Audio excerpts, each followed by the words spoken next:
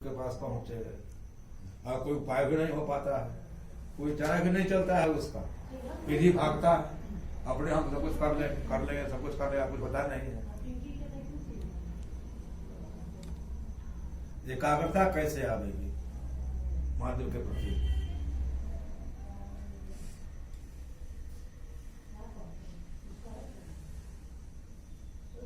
देखिए, कल हम लोग इस बात का चर्चा किए थे कुछ जी। जो सूत्र है वो सूत्र अगर जीवन में उतर जाए तो इतना निश्चित है कि महादेव से प्रेम हो जाएगा। महादेव नहीं, महादेव के तो स्वरूप अनेकों हैं, लेकिन उन्हीं को कहा गया है कि देवाधिदेव महादेव, महाकालेश्वर, जगदीश्वर सब कुछ हैं। लेकिन हमको चाहिए क्या? हमको तो आँख की जरूरत है ताकि हम अपने को जान सकें कि क्या केवल मैं मनुष्य हूँ या इसके परे भी कुछ है। तो ये जानकारी कौन देगा हमको? चाहे आप प्रधानमंत्री बन जाए, राष्ट्रपति बन जाए, सब कुछ बन जाए, संसार का सारा ज्ञान लेकर के बैठ जाइए, लेकिन अपने को जानने का ज्ञान कौन देगा? इसके लिए तो जीवन में सद्गुरु की आवश्यकता है। यानी सद्गुरु ही इस ज्ञान को दे सकते हैं। यह ज्ञान जिस दिन प्राप्त हो जाएगा तो फिर आप अपने को थोड़े मनुष्य समझते हैं। रहेगा शरीर, लेकिन होंगे ब्रह्मांड के मालिक। भूत वर्तमान भविष्य सब कुछ आपके हाथों में होगा।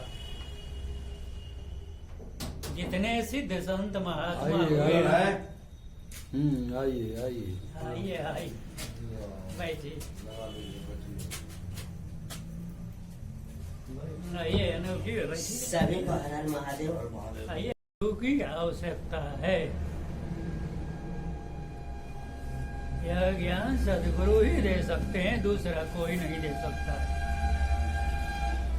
तो पहले तो इस बात को समझना है कि जीवन में गुरु की जरूरत है या नहीं।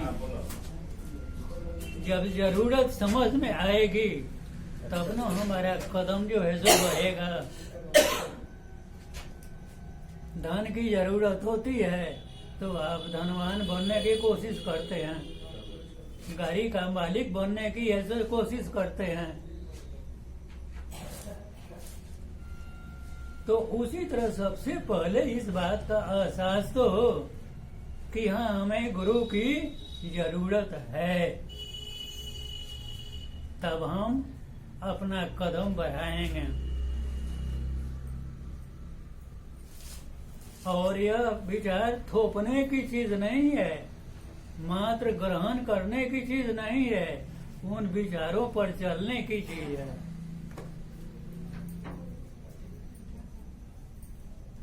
तो सबसे पहले इस बात की जरूरत, जीवन में गुरु की जरूरत है। सबों ने कहा, सभी ज्ञान प्राप्त करने के लिए अलग अलग एक गुरु होते हैं। माता पिता भी गुरु होते हैं, स्कूल में जाते हैं वो भी ऐसे एक गुरु ही की शिक्षा देते हैं। तो एक गुरु की जरूरत लास्ट स्टेज है, जिसके बिना वही हम पुनः 84 लाख योनियों में भटकते रहेंगे, भटकते रहेंगे, भटकते रहेंगे, सुख और दुख भोगेंगे। ऐसा नहीं है कि सब दिन जो है सो कोई सुख ही भोगेगा, नहीं, ये हो नहीं सकता है। सुख और दुख दोनों भाई हैं। चक्र चल रहा है, काल का चक्र। कोई आ रहा है ऊपर से नीचे तो कोई नीचे से ऊपर जा रहा है। ये काल चक्र कहा गया है। आज जो जन्म लेता है एक न एक दिन उसको वापस जाना भी पड़ता है। तो इस काल चक्र में हम पिसा रहे हैं, ऊपर से नीचे, नीचे से ऊपर आते रहिए, जाते रहिए। तो अगर काल चक्र से बचना है, मालूम हो रहा है कि नहीं दुख है जीवन में, इस दुख से हम कैसे मुक्ति पावें, तो इसके लिए चक्की का जो धूरी है उस धूरी के पास पहुंचना पड़ेगा। गेहूं का या अनाज का जो भी दाना है चक्की के धूरी के पास अगर रह जाए तो पीसने से बच जाता है। तो काल चक्र की धूरी से हम जितना दूर जाएंगे उतना ही महीन पिसाई होगी। और अगर हम काल चक्र की धूरी से पकड़ करके रखें तो हम पिसाई होने से बच जाएंगे।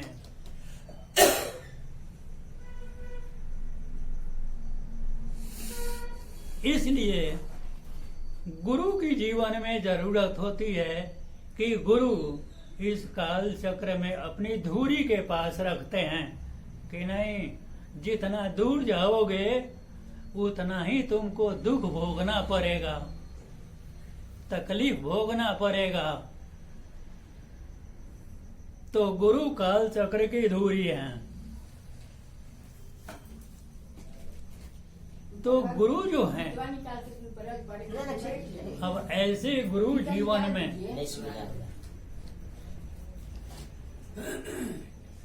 गुरु यही काम करते हैं कि हमको सत्य से जोड़ देते हैं।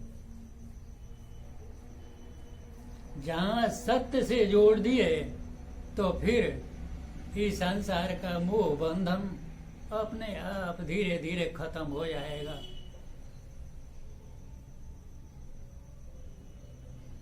जहां मोह बंधन खत्म हुआ इसका मतलब कि आप मुक्ति की ओर जा रहे हैं। आपका हाथ गुरु के हाथों में होगा, गुरु हाथ पकड़ करके ले चलेंगे कि चलो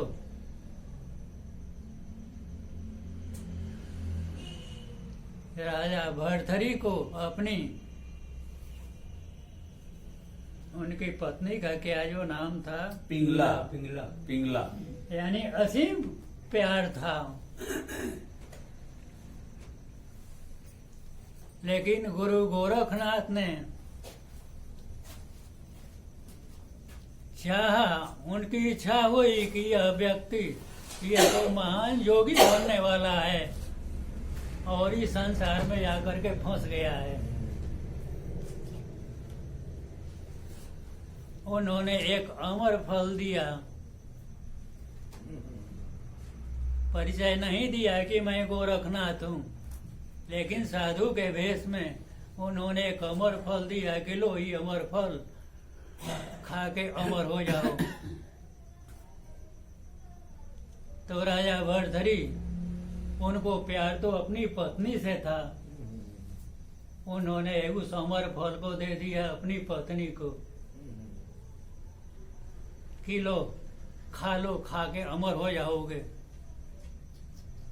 पत्नी का प्यार एक मंत्री से था। देखिए मोह माया के बंधन को गुरु कैसे काटते हैं। उनकी पिंगला जो उनकी रानी जो थी एक मंत्री से प्यार करती थी, उसने उस अमर फल को अपने प्रेमी मंत्री को दे दिया। मंत्री एक वेश्या से प्यार करता था, वो ले जाकर के अमर फल दे दिया वेश्या को, क्योंकि अपनी जो प्रिय चीज है वो तो अपने प्रेमी को ही दिया जाता है ना। वेश्या के मन में यह दिमाग आई, ये बात आई कि आखिर इस फल को हम क्यों खाएं, क्यों नहीं हम राजा को जा करके दे दें कि राजा अमर हो जाएगा, जनता का जो है सो भलाई करेगा, जनता की सेवा करेगा। वो फल ले करके हाँ, जा करके दे दिया उन्होंने राजा भर्तृहरि राम को। उसको भगवान। जब उनके हाथों में पड़ा तो वो देखते ही चौंक वही पड़े और फल है। कि अरे ये तो फल हमने रानी को दिया था, ये तुम्हारे हाथों में कहाँ से आ गया। जय। जब इंक्वायरी शुरू हुई तब तो उस इंक्वायरी में सारी बात स्पष्ट हो गई पत्नी को त्यागा। कि पिंगला जो रानी है वह राजा से प्यार नहीं करता है, उसके दिल में प्यार नहीं है मेरे प्रति। उन्होंने जो है सो निकल गए जो है सो अब जंगल झाड़ में कि कहाँ गुरु मिलेंगे। तो ये तो खेल था उन्हीं का, गुरु गोरखनाथ का।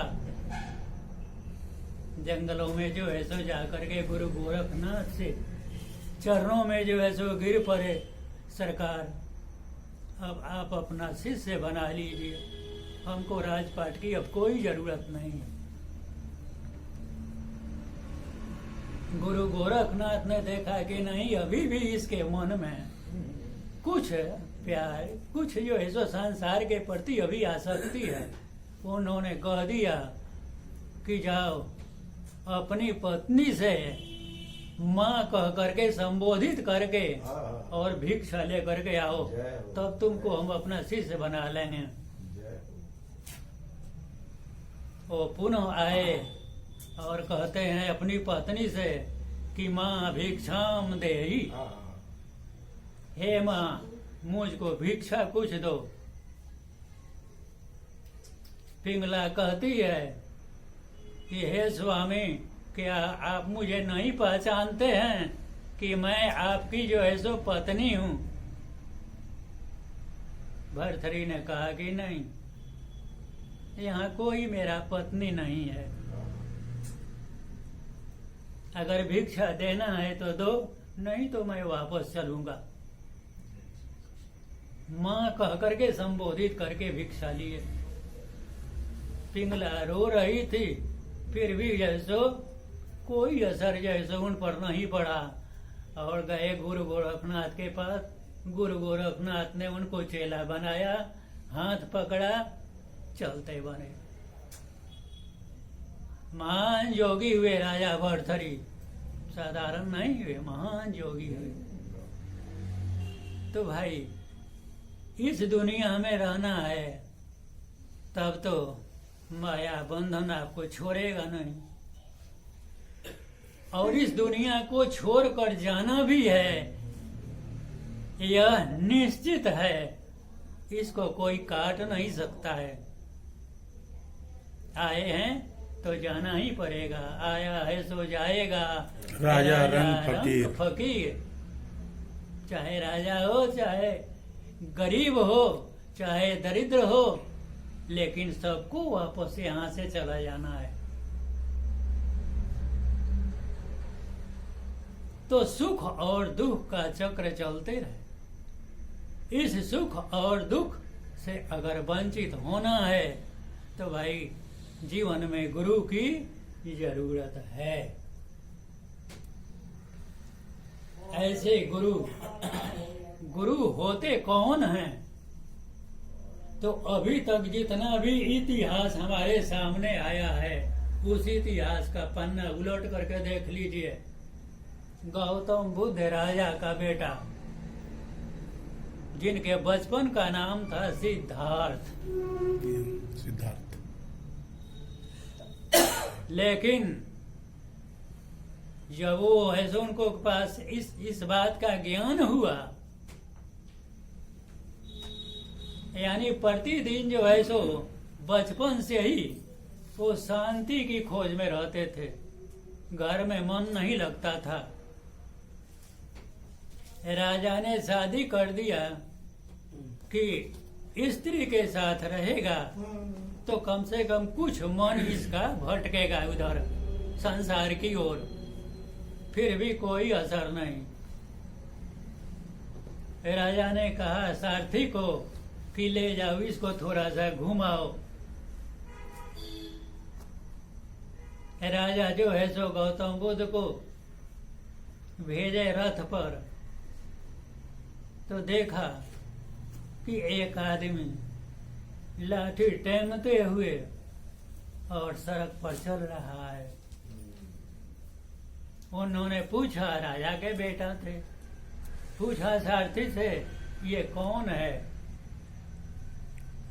सारथी ने कहा सरकार यह बूढ़ा हो गया है और अब कमजोर हो गया है, इसीलिए लाठी के सहारे चल रहा है। तो उन्होंने सारथी से पूछा ये बताओ तब तो हम भी एक दिन बूढ़ा हो जाएंगे। सारथी ने कहा सरकार ये तो नियम है, जो आया है सबको बूढ़ा होना पड़ता है। चलो रथ वापस करो। दूसरे दिन जब चले तो देखा कि जो है सो कंधे पर लाश ले करके राम नाम सत्य है, राम नाम सत्य है लोग जा रहे हैं। उन्होंने सारथी से पूछा ये कौन है, ये क्या हो रहा है? तो सरकार ये मर गया है अब। तो क्या तब हम भी एक दिन मर जाएंगे? तो सरकार यहाँ जो नियम है, जो आता है सबको वापस चला जाना पड़ता है। तब तो ये धरती रहने की जगह नहीं है। और दूसरे ही दिन एक पुत्र उनको पैदा हुआ, राहुल। उनकी पत्नी इतना डर गई थी कि उनको भय था कि हमको ये एक दिन छोड़कर चले जाएंगे। तो प्रतिदिन उनको अपने पास सुलाकर उनकी उंगलियों को दांत से दबा कर रखती थी।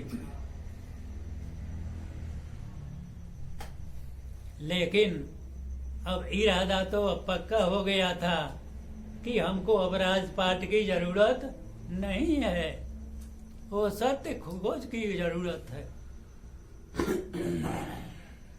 धीरे धीरे धीरे धीरे उंगलियों को मुंह से निकाला और अपनी कपिल वस्तु को प्रणाम करके और वह राजसी ठाट को उतार कर और जो है सो भगवा वस्त्र पहना और चल दिया। फिर लौट कर नहीं आए कपिल वस्तु।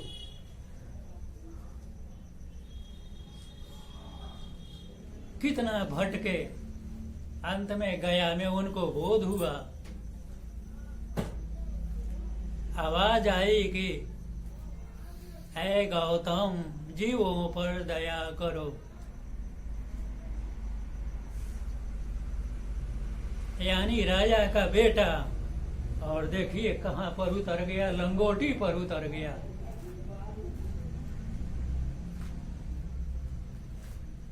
क्या आज के तथाकथित गुरु इस परिवेश में दिखाई पड़ते हैं? नहीं, ऐसे गुरु नहीं दिखाई पड़ते। तो वैसे गुरु धरती को लात मार करके चलते हैं, धरती की ओर मुड़ कर भी नहीं देखते हैं, क्योंकि उनके पास तो धरती से बड़ा सुख प्राप्त हो गया है। जिसने संसार को रचा है वो सारे संसार का सुख उनको मिल गया है, तो वो आदमी क्या धरती को देखेगा? उनके पास धन दौलत की कोई जरूरत नहीं होती है। जिस पर वे नजर डाल देते हैं, जिस पर वे कुछ कह देते हैं, वो सब कुछ हो जाता है।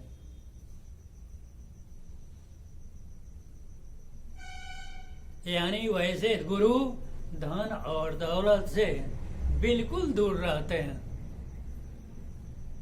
इसलिए रामकृष्ण परमहंस ने भी विवेकानंद को कहा था कि कामनी और कंचन से दूर रहो।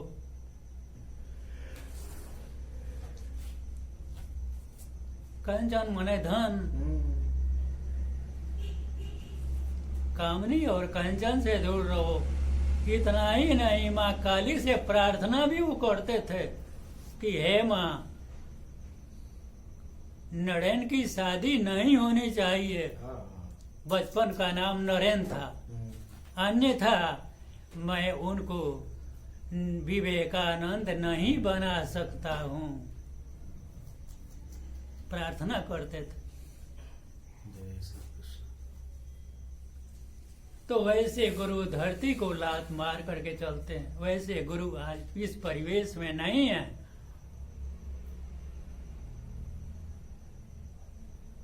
तब हम क्या करें, कहाँ जाएं, किनको अपना गुरु माने? तो इसलिए कहा गया शिव गुरुओं के गुरु हैं, आदि गुरु हैं। रामचरितमानस में भी तुलसी ने लिखा, तुम त्रिभुवन गुरु वेद बखाना। हे भोलेनाथ, आपको सारे वेद पुराण शास्त्र महापुरुष ने कहा कि आप गुरु ही नहीं हैं, सारे गुरुओं के गुरु हैं और सारे ब्रह्मांड के गुरु हैं आप।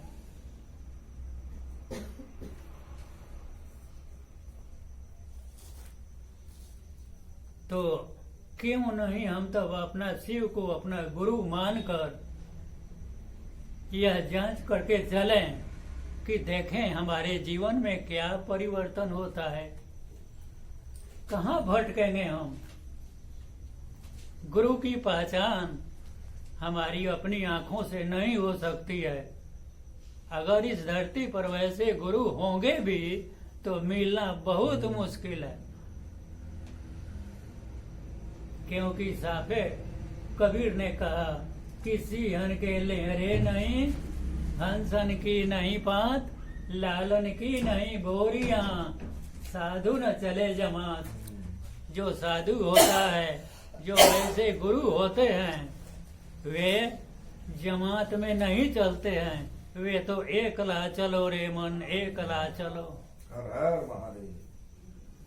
न किसी से भय, न किसी से डर, न खाने की चिंता, न पीने की चिंता।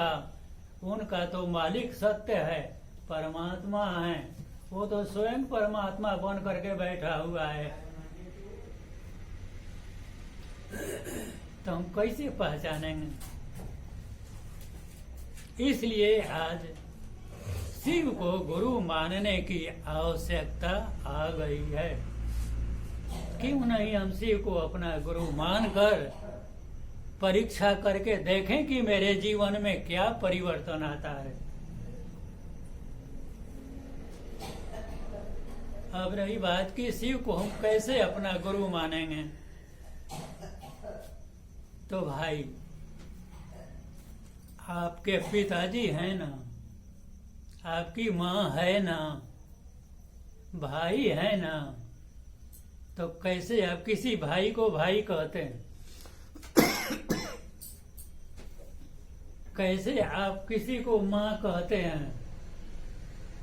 कैसे आप किसी को पिता कहते हैं?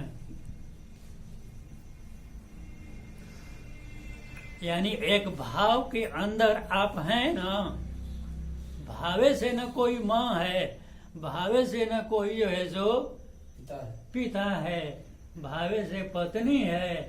अगर भाव टूट गया तो आज तलाक हो रहा है कि नहीं हो रहा है? गुरु को रखना भाव टूट गया तो भाई भी अलग, बेटा भी अलग, माँ भी अलग, बाप भी अलग। तो सब भाव से जुड़ा हुआ है, विचार से जुड़ा हुआ है। इसी विचार को मानकर हम अगर यह कहें, हे भोलेनाथ, सारे सारे महापुरुषों ने कहा है कि आप आदि गुरु हैं, गुरुओं के गुरु हैं। मैंने भी आपको अपना गुरु स्वीकार किया है, अपनी शरण में ले लीजिए।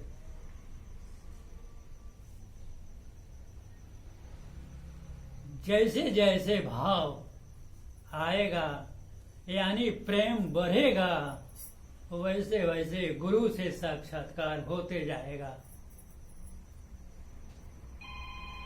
भाव से ही प्रेम होता है। पहले विचार, और जब विचार गहरा हो जाता है, पति पत्नी के बीच का संबंध गहरा होता है।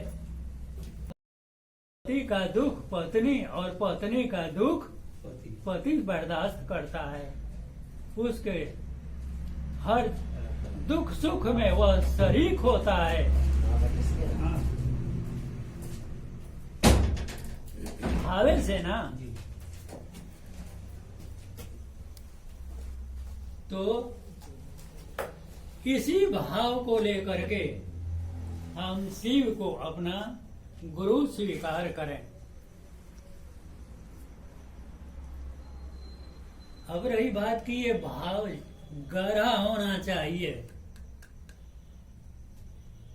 जब तक भाव गहरा नहीं होगा, यानी उनका दुख मेरा, मेरा दुख उनका, तब तक प्रेम नहीं होगा।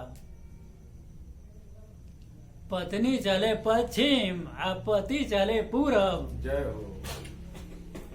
तो बोलिए प्यार होगा? नहीं होगा। हो जाए। तो जब गुरु की जरूरत है, तो गुरु की ओर हमको चलने की भी तो जरूरत है। तो हम गुरु की ओर कैसे अब चलें? हम कैसे गुरु की तरफ अब चलेंगे? तो भाई उनके लिए कुछ करें।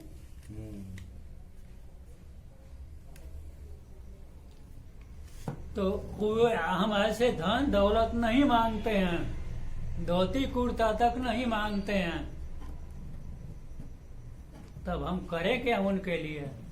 तो बस एक ही चीज है कि अपने विचारों में उनको बसाते चलें। गुरु की सारी संपत्ति पर अधिकार किसका होता है? चेला का होता है। गुरु के बेटा का भी नहीं होता है। गुरु की सारी संपत्ति का अधिकारी उनका चेला होता है। तो जब हम उनको अपना गुरु स्वीकार किए हैं, हम अपना शिष्य अपने को बना रहे हैं, तो गुरु के विचारों को अपने जीवन में उतारें, यानी गुरु को स्थापित करने की कोशिश करें। जिन लोगों ने भी उस महादेव को स्थापित किया, वे नाथ हो गए। अपने नाथ हैं तो चेला को भी नाथ बना दिए। बाबा बैद्यनाथ, बैजू, जिसको एक ग्वालय का पुत्र, जब उस पर कृपा हो गई उनकी, प्रतिदिन उनका जो है सो गुणगान करने लगा, तो आज हम क्या कहते हैं? महादेव तो अलग, बाबा बैद्यनाथ स्वयं महादेव हो गए। गरीबनाथ, अमरनाथ, हरिहरनाथ, बोलिए, उनका चेला भी नाथ हो गया। तो हम अपने दिल के अंदर और दूसरों के प्रति भी उनको स्थापित करने का प्रयास करें। दूसरों के प्रति स्थापित होंगे या नहीं होंगे, इसकी गारंटी मेरे पास नहीं है। लेकिन इसकी गारंटी है कि मेरे अंदर वे स्थापित होंगे, क्योंकि मैंने कहा है कि मैं आपका शिष्य हूं, आप मेरे गुरु हैं। तो हमारा कर्तव्य है कि गुरु के लिए हम कुछ करें। तभी तो आज शिव गुरु परिचर्चा की आवश्यकता है। यह मत मान करके चलिए कि वो गुरु मानेगा या नहीं मानेगा, वे आपके अंदर स्थापित होंगे, क्योंकि आपने चाहा है। आपके अंदर वे स्थापित होंगे। जब आपके अंदर स्थापित होंगे तो जैसे जैसे स्थापित होंगे वैसे वैसे सत्य का ज्ञान अपने आप होने लगेगा और आप स्वयं सिद्ध हो जाएंगे। सिद्धि पाने की कोई जरूरत नहीं, वे आपको स्वतः सिद्ध बना देंगे।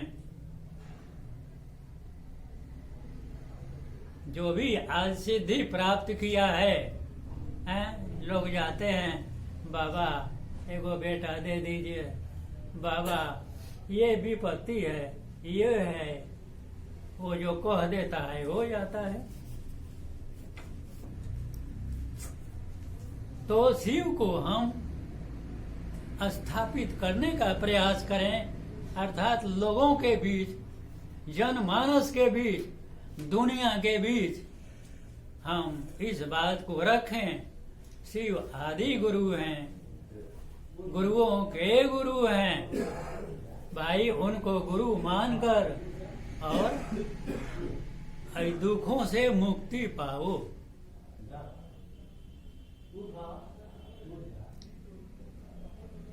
तो इसके लिए पहली चीज तो भाई परिचर्चा, लोगों के बीच हम रखें इस बात को। यह मानकर नहीं चलना है कि हम बाबा होने जा रहे हैं और हमारी बात को कोई मान ही लेगा, ये भी हमको नहीं जरूरत है। जरूरत हमको है, जरूरत हमको है। दुनिया माने ठीक है, नहीं माने जरूरत तो हमको है ना। दूसरा चीज,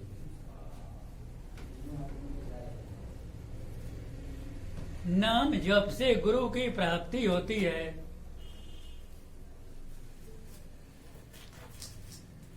विठल विठल कह करके संत तुकाराम ने भगवान विठल से साक्षात्कार प्राप्त किया।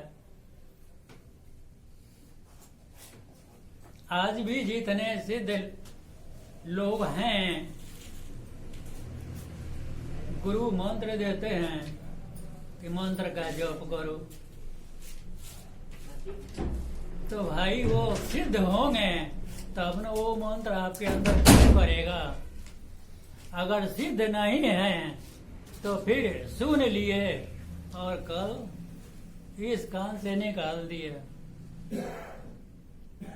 मंत्र को सिद्ध होना चाहिए। तो हमारे गुरु शिव वो तो सिद्धेश्वर हैं, लोगों को सिद्धियां प्रदान करने वाले हैं।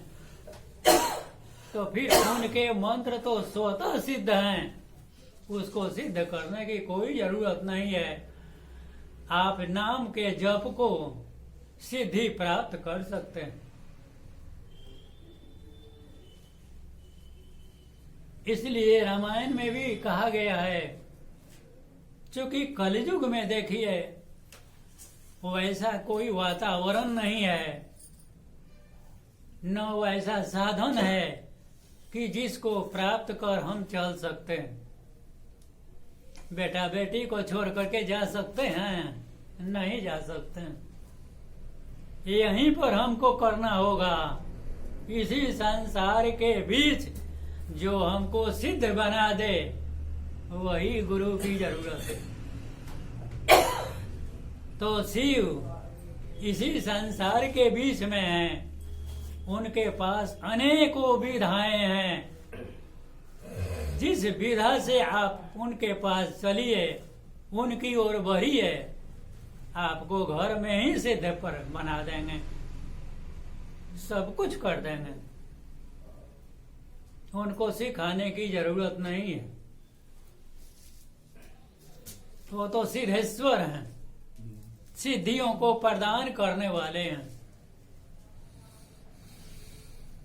तो नाम जप से भी गुरु की प्राप्ति होती है, तो हम उनके नामों का जप करें। आइए आइए। नाम जप की महिमा अपरंपार है।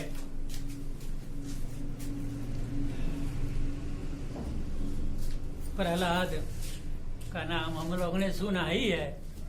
हिरण्यकश्यपु ने हमेशा राम राम राम राम जपते थे। कि अरे तुम किसका नाम जपते हो? भगवान तो मैं हूं। नहीं पिताजी, आप भगवान नहीं हैं। हमेशा जो है सो राम राम। क्या हिरण्यकश्यपु ने प्रहलाद को कौन सी गति छोड़ दी? आग में जलाकर मारने की कोशिश किया, पहाड़ से गिरा करके कोशिश किया कि मर जाए, हाथी से कुचलवा देने का कोशिश किया, लेकिन प्रहलाद का क्या बिगड़ा? कुछ बिगड़ा नहीं। भगवान स्वतः प्रहलाद को अपनी गोद में लिए। हिरण्यकश्यपु ने कहा, तुम्हारा राम कहाँ है? बताओ इस खंभे में। उन्होंने कहा कि हाँ पिताजी, इस खंभे में राम हैं। क्या कि दिखाओ हमको कहाँ है। तब वो भगवान नरसिंह अवतार ले करके और उस खंभे से चीर कर बाहर निकले। अंत में हिरण्यकश्यपु की मृत्यु हुई। तो नाम जप से गुरु की प्राप्ति होती है। तो घर में बैठिए, चलते रहिए, सोने के पहले, जागने के बाद, यानी अधिकांश समय कम से कम उनके नाम को जपिए।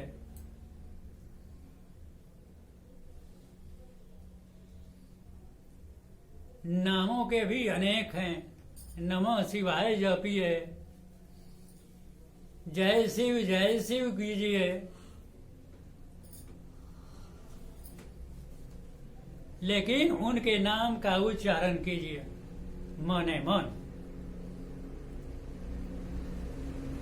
इसीलिए नाम के बारे में भी महिमा अपरंपार गाई गई है। जपहु नाम जन आरत भारी, मिटही कुसंकट हो ही सुखारी। चूंकि कालों के काल हैं, तो आपको संकट से भी उबार लेंगे। कलियुग केवल नाम आधारा, सुमिरी सुमिरी नर उतर ही पारा। यही नाम आपको दुखों से मुक्ति दिला देगा और मुक्ति प्राप्त हो जाएगी। अगस्त मुनि शिव के शिष्य थे। एक समुद्र में जो आर्भाटा उठा, एक गौरैया का अंडा उस समुद्र में जो है सो चला गया। अब वो गौरैया जो है चोंच से पानी लेकर और बाहर फेंक रही है, ताकि समुद्र सूख जाए और हम अपने अंडा को निकाल लें। बोलिए, उसके प्रयास से समुद्र सूखने वाला है? अगस्त मुनि इस दृश्य को देख रहे थे। वो समझ गए कि ये दुष्ट समुद्र जो है उसके अंडा को बहा करके ले गया है। उन्होंने जो है सो इस अंगूठे में ही सारे समुद्र को लेकर के पी गया, और वो गौरैया अपने अंडा को लेकर उड़ गई।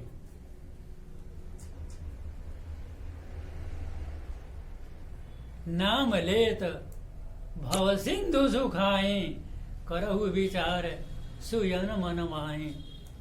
उस अगस्त मुनि शिव के शिष्य थे, उनके नामों का ही तो जप था, उनके नामों का ही तो ऐसो महिमा थी कि समुद्र सूख गया। तो इसलिए हर पल अपने विचारों में उनको रखिए। खाना भी खा रहे हैं तो उनको समर्पित करके, सरकार आपका दिया हुआ भोजन है और मैं कर रहा हूँ, ये मेरा दिया हुआ नहीं है, मेरा कुछ नहीं है। बाजार भी जा रहे हैं, सरकार अमुक काम से बाजार जा रहे हैं, देखिएगा इसमें बड़ी चीज है। इस जिंदगी का पता नहीं है जो कब चला जाएगा, कोई गारंटी नहीं है। हो सकता है कि कहीं एक्सीडेंट हो जाए मेरे साथ। तो यह बात यानी गुरु को हम पर कहते हैं, तो गुरु भी तो सोचते होंगे कि ये हमारा चेला है, रात दिन हमको ऐसो याद कर रहा है, तो गुरु का कर्तव्य क्या है? आपके ऊपर नजर रखना, इसके जीवन में कुछ घट न जाए, यानी अकस्मात कुछ हो न जाए। इसीलिए वे कालों के काल हैं, आदि काल हैं। तो नाम जप से गुरु की प्राप्ति होती है, और यह नाम जप आपको स्वतः सिद्ध कर देगा। साधना करने की कोई जरूरत नहीं है।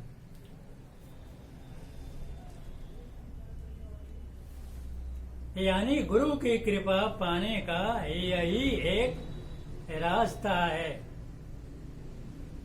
सारे पूजा पाठ अभी बेकार हैं।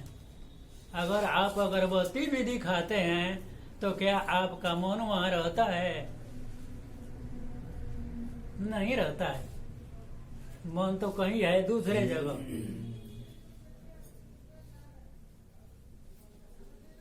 वैसा वातावरण अभी नहीं रह गया है।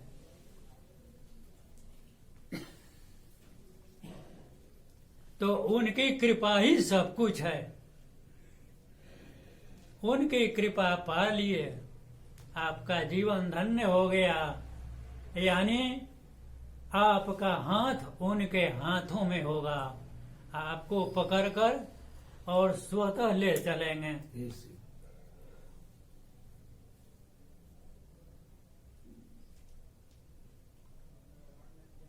शिष्य का यही कर्तव्य है।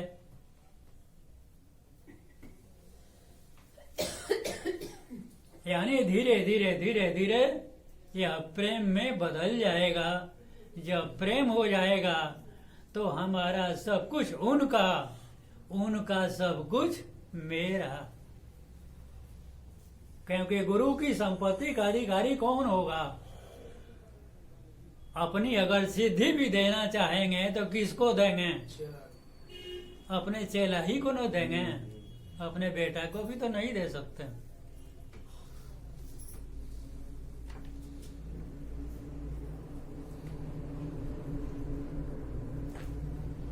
तो इसलिए यही धीरे यह प्रक्रिया प्रेम में बदल जाएगी। जब प्रेम हो जाएगा तो फिर गुरु हमारे, हम गुरु के।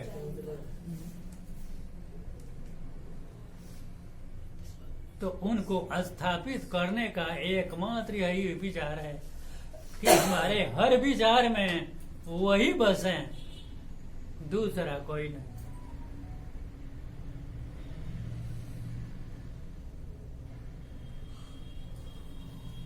घी फेंक के चल दिया, गुड़ लगा के चल दिया, अक्षत लगा, सारा चीज एकदम लिप पोत के एकदम जो है ना दुर्गा माँ को एकदम माँ गौरी को एकदम डेंटिंग पेंटिंग करके चल गया, एकदम समझा ब्यूटिशियन की तरह। लेकिन साफ करने की तरफ नहीं समझा। तो भाव है जिसका। देखिए हम लोग जो सोचते हैं तो वो सर थिंकिंग वही है या आज उन्होंने इसका पुष्टि किया, इस बात का मुहर लगा या नहीं। जिस आध्यात्म पथ में चले हैं उतना दिन से तो डगमगाए नहीं। आज बेचारे वो बेचारा ये काम है कि जो है अन्य लोग जो करते हैं हमें ऐसा नहीं करना है। चलिए सही में कोई रिजल्ट नहीं है। कुछ कर्म कांड पर बोलेंगे सर ना। माटी का लौंदा हम लोग हैं। जैसे माटी के लौंदा को कुम्हार चाक पर चढ़ाकर सुंदर सुराही बनाता है, सुंदर घड़ा बना देता है, यानी जो उसके मन में आता है वही चीज बना देता है। तो हम लोग तो है माटी के लौंदा। जब गुरु की चाक पर चढ़ेंगे तो गुरु क्या बनाएंगे? अपने जैसा बनाएंगे। तो गुरु के पास तो एक ही भाव है, जीव को परमात्मा में कन्वर्ट कर दो, यानी जहां से आया है चले जाओ। जितनी नदियां हैं सारी नदियों का पानी छोटी नदी बड़ी नदी में मिलती है, बड़ी नदी समुद्र में मिलता है, समुद्र महासागर में जाकर के विलीन हो जाता है। छोटी नदियों में तूफान आ सकता है लेकिन महासागर में जल्दी तूफान नहीं उठता है। अगर उठता भी है तो सीधे विनाश का रूप ले लेता है।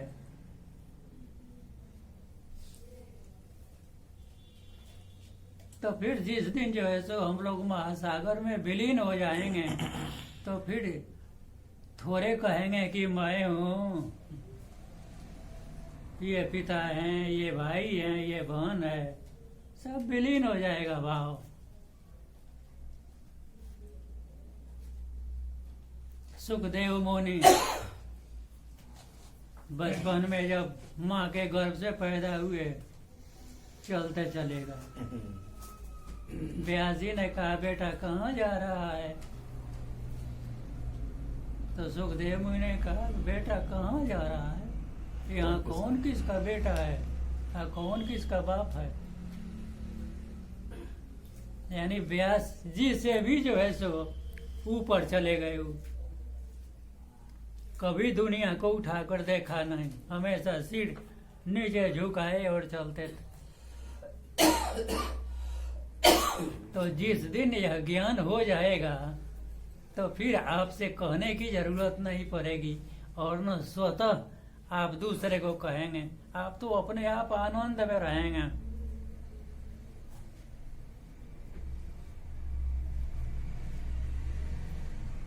जितने सिद्ध महापुरुष हुए हैं, जिन लोगों ने सत्य को जाना, कहाँ दूसरे से कहा, सब तो उसी में रह गए।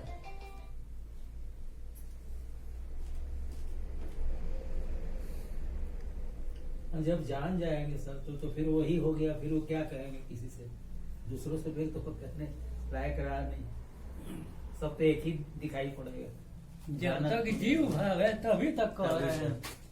और जहाँ शिव भाव कन्वर्ट हुआ धीरे धीरे धीरे धीरे बंद।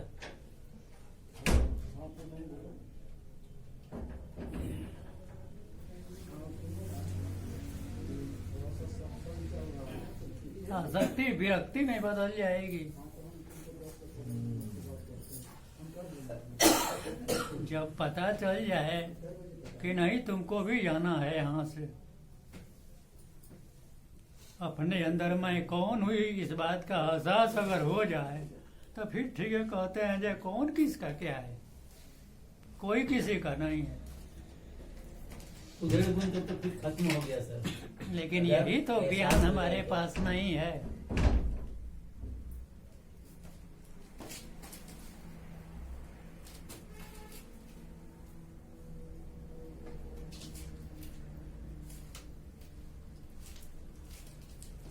इस बात को हम लोग समझते हुए कि एक ही बतवा को हम लोग रात दिन कहते हैं, रात दिन कहते हैं। नहीं, इसके अंदर बहुत गहराई है।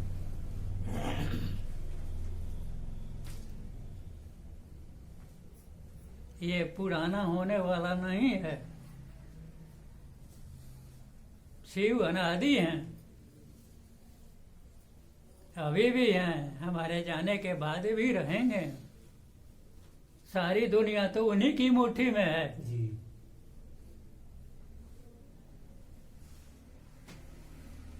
लेकिन यही है, उनको अपने विचारों में बसाते बसाते सिद्ध हो जाएंगे, एक दिन अपने आप जान जाएंगे।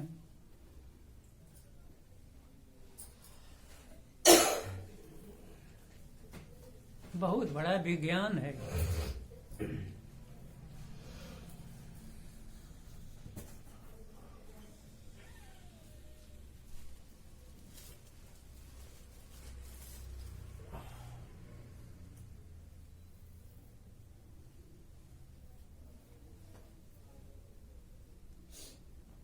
परमात्मा है धीरे से। और परमात्मा ही आत्मा है।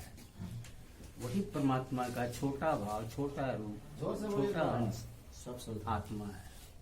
तो ये आत्मा और परमात्मा जो बातें हो रही है तो समझ में आ रहा था। अभी जो उक्तियां दिए, जो भी आप कहें, समझ में आ रही। ये मन जो सर हमारे चाह रहे कि हमारे कंट्रोल में आए, लेकिन ये बारंबार जो भाग रहा है बाहर की ओर, ये मन की जो सत्ता, आत्मा और परमात्मा की सत्ता समझ में आ रही है सर। लेकिन ये मन जो है, इसके सत्ता परमात्मा आत्मा के कंट्रोल में नहीं है। लगता है कि ये स्वतंत्र है, ये सत्ता अलग है।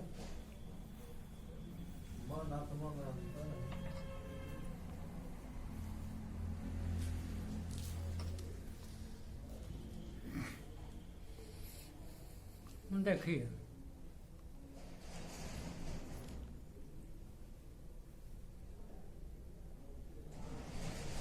गुरु ही सर्वोपरि होते हैं। आप इस बात का जो सवाल किए हैं, अगर गहराई से देखिए जी तो इसका जवाब भी गुरु ही दे देते हैं। हम इसी बात को न जानने के लिए चले हैं जी कि आत्मा क्या है, परमात्मा क्या है। जी मेरे अपने तल पर आत्मा है और बृहद तल पर हम बाहर से उनको परमात्मा शब्द का इस्तेमाल पर माने दूसरा। जी हम अपने को कहते हैं कि हम आत्मा हैं। आप आत्मा भी नहीं हैं,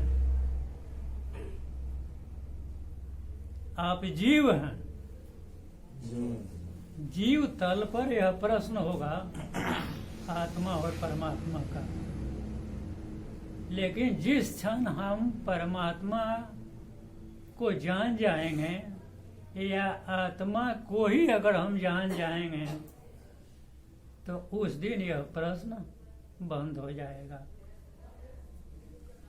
क्योंकि जीव का यानी शिव का काम है, गुरु का ही काम है जीव को शिव बनाना। जब तक गुरु मेरे अंदर स्थापित नहीं है तब तक हम लोग जो कहना हो कह लें, गुरु हो या आत्मा है, परमात्मा है, नहीं है। यानी सत्य का ज्ञान जिस दिन मालूम हो जाएगा तो फिर जो है सो आत्मा और परमात्मा का शब्द भी विलीन हो जाएगा। वास्तव में हम तो हैं वही अंश।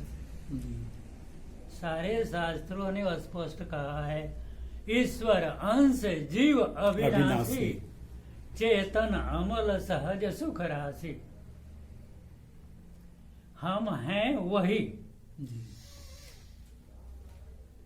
ये हम केवल वेद पुराण या लोगों के विचारों पर कह रहे हैं। जी अपने तल पर हमको यह ज्ञान नहीं है कि हाँ हम वह परमात्मा हैं या कोई और दूसरा है। यही तो जानने चले हैं गुरु से कि हमको हे गुरु बताओ आखिर मैं हूँ कौन, क्यों भटक रहा हूँ इस दुनिया में, सुख दुख क्यों सता रहा है। तो जब तक जीव भाव है तब तक तो सुख और दुख दोनों ही मिलेगा। जिस दिन यह जीव भाव शिव भाव में कन्वर्ट हो जाएगा, यानी परमात्मा के भाव में कन्वर्ट हो जाएगा, तो फिर उस दिन यह प्रश्न ही खत्म हो जाएगा। अपने आप मालूम हो जाएगा कि हम हैं कौन।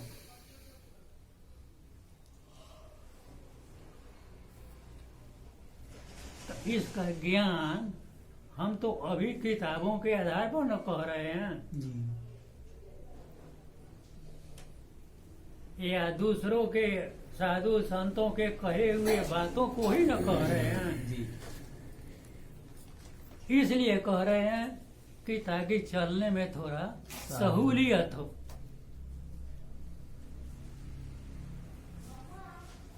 जो धनबाद नहीं गया है, टुंडी नहीं गया है, तो वो कैसे जानेगा कि टुंडी उत्तर है कि पूर्व है कि पश्चिम है। आपने कहा उसको कि उत्तर है, उत्तर की ओर चले जाओ, तो आपने ने कहा, लेकिन उसको तो ज्ञान है नहीं इस बात का।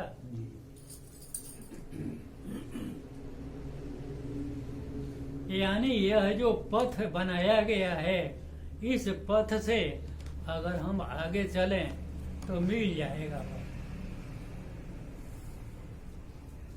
तो गुरु के बनाए हुए जो पथ हैं, यानी विचार हैं, उनसे संपर्क करने का जो पथ है, इस पथ से हम चल रहे हैं। जिस क्षण गुरु से संपर्क हो जाएगा, सारे प्रश्न खत्म हो जाएंगे।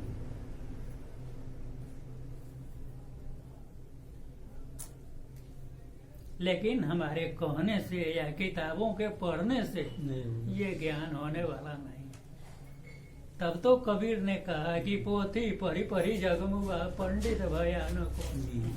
अरे भाई, पोथी पढ़ के क्यों ना बोल रहे हैं, लेकिन आपके अंदर क्या वो ज्ञान है? नहीं।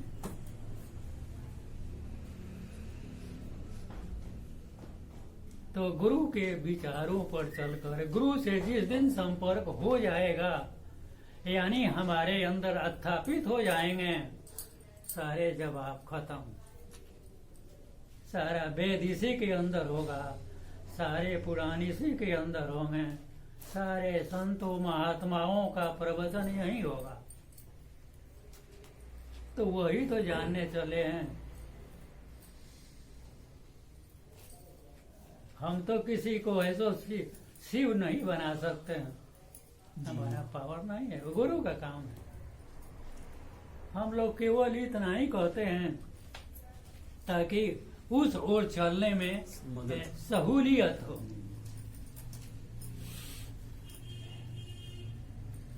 बच्चा जब जन्म लेता है, खड़ा होने का प्रयास करता है, कभी गिरता है, कभी पड़ता है, कभी गिरता है, तो बाप उसका उंगली पकड़ कर धीरे धीरे चलो ऐसे। तो उसी तरह से गुरु जिस दिन हमारा उंगली पकड़ लेंगे, हाथ पकड़ लेंगे, सहारा मिल जाए, तो फिर तो सब कुछ मालूम हो जाएगा। जानना तो अपने को है। यही न रोते हैं, यही न धरती पर गाते हैं, ऐसा नहीं हुआ, ऐसा हो गया। दुख यही न है। तो मुक्ति हमको कहाँ चाहिए? मरने के बाद। मरने के बाद किसने का देखा है ये कहाँ गया कहाँ नहीं? तो गुरु यही ज्ञान इस धरती पर कराते हैं, जीवित रहते।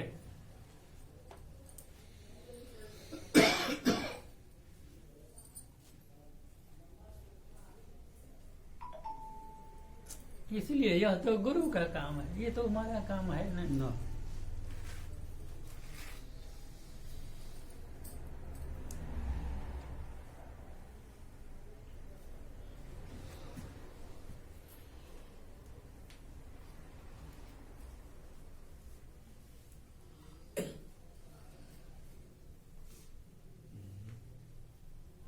हम लोग तो केवल माटी के लोधा हैं, गुरु के चाक पर चढ़े हुए हैं। अब गुरु की कृपा चाहिए, वो जब जैसे करें।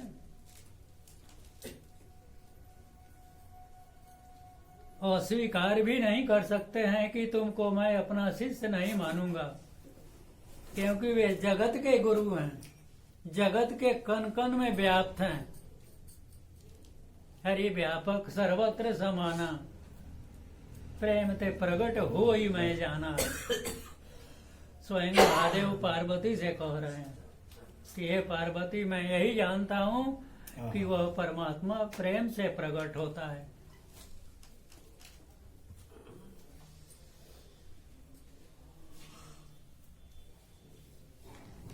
तो प्रेम पैदा होगा, गुरु तो आपके सामने होंगे।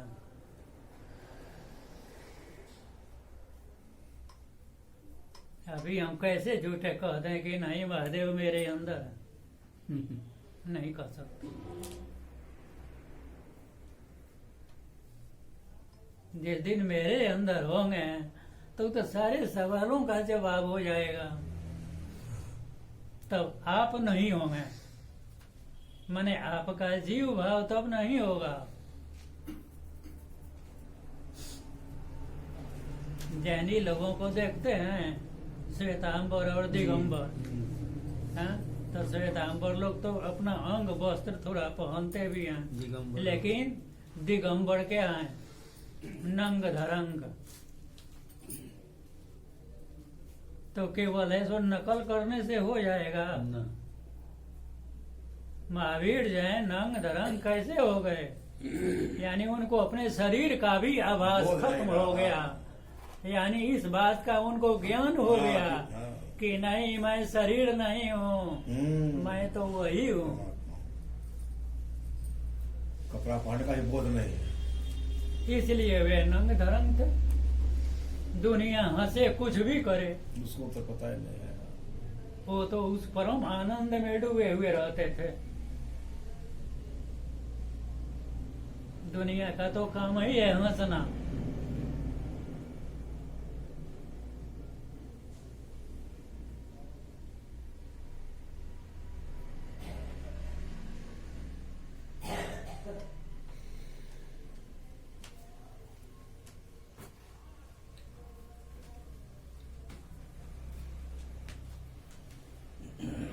यानी बिना गुरु का कोई उपाय नहीं।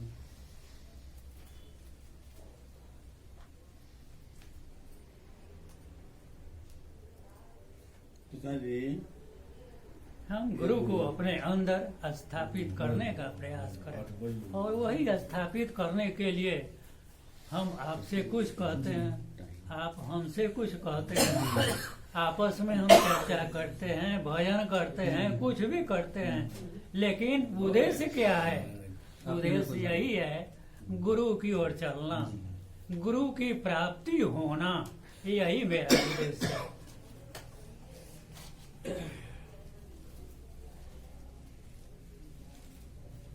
हम अपने को स्थापित करने नहीं जा रहे हैं कि लोग हमको मान दे, सम्मान दे, प्रणाम करे, ये नहीं,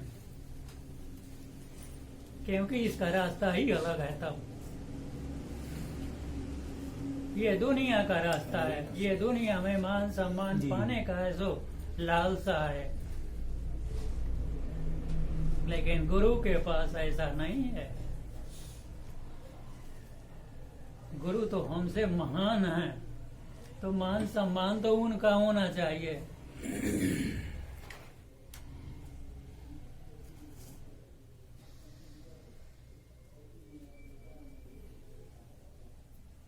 तिल को तार बना देंगे, तार को तिल बना देंगे।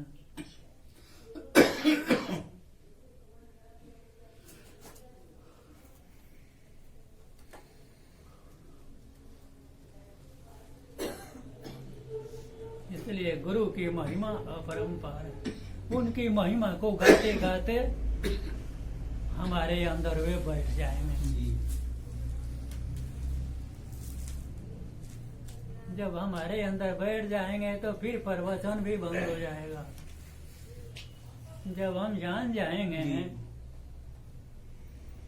जीव भाव शिव भाव में जैसे जैसे बदलेगा वैसे वैसे बोलती भी बंद होने लगेगी, क्योंकि उस परम आनंद को छोड़कर संसार में कौन आना चाहेगा। कोई ना।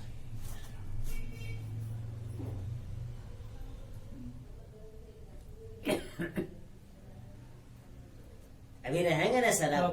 तब न कहा हाँ, गया कि चल रहे हैं। सिंहन के लेहरे हाँ, चल रहे नहीं, हैं। वैसे आगे लोग बढ़ रहे हैं। समाज से कब बिल्कुल जाएंगे? दूर होता है, शाम में अच्छा। गंगानगर से समाज से बिल्कुल अलग हो जाते और हैं उपाय नहीं।